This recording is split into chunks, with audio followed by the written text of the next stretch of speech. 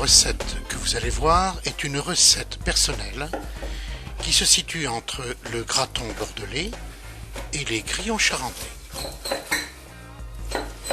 Alors pour le graton, on coupe des gros cubes de maigre.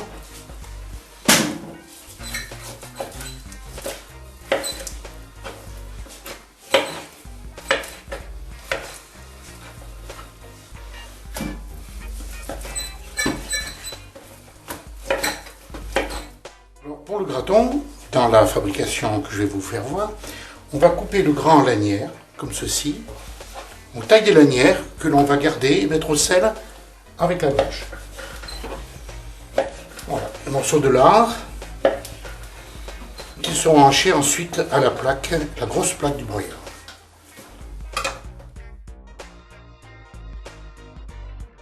On va donc déterminer le poids de la mêlée pour pouvoir ensuite peser l'assaisonnement. Alors le sel.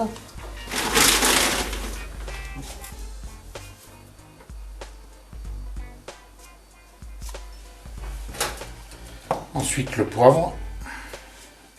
On sépare bien tous les éléments au cas où on en mettrait trop de manière à pouvoir le prélever. Ensuite la muscade.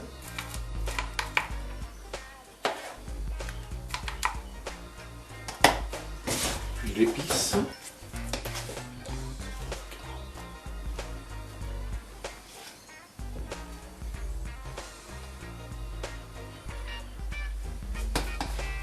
On répartit maintenant l'assaisonnement sur toute la mêlée en évitant de faire des paquets.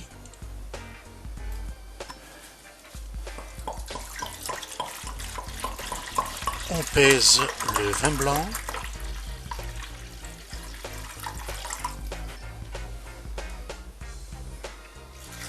Que l'on met sur l'assaisonnement, ce qui va permettre de mieux le répartir. Vous pouvez retrouver la recette sur le site lecochonetlebeuf.fr où toutes les proportions et tout le poids d'assaisonnement est indiqué dans un format PDF. Voilà pour l'alcool.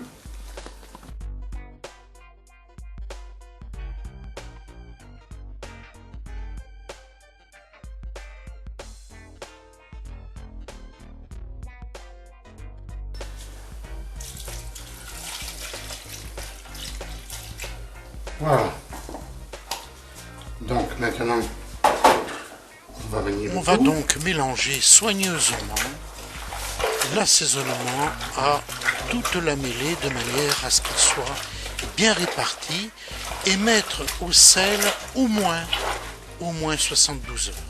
Donc le broyeur est monté à la plaque à 3 trous, dite à 3 trous, qui est une très grosse plaque, de manière à obtenir un hachage grossier.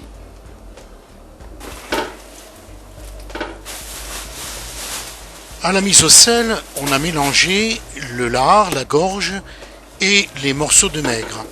Il va donc falloir récupérer ces morceaux de maigre pour les mettre à part et récupérer le gras et la gorge pour les hacher au broyeur.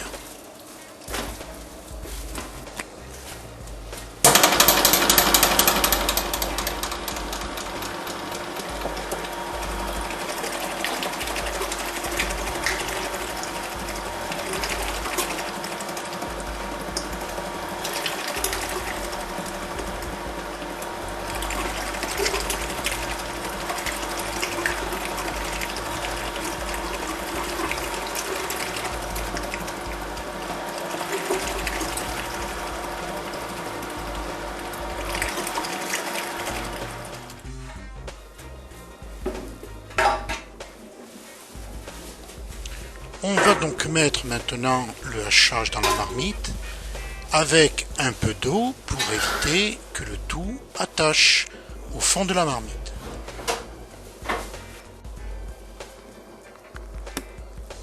Il faut démarrer la cuisson doucement en remuant très souvent, surtout pour éviter que ça n'attache au fond.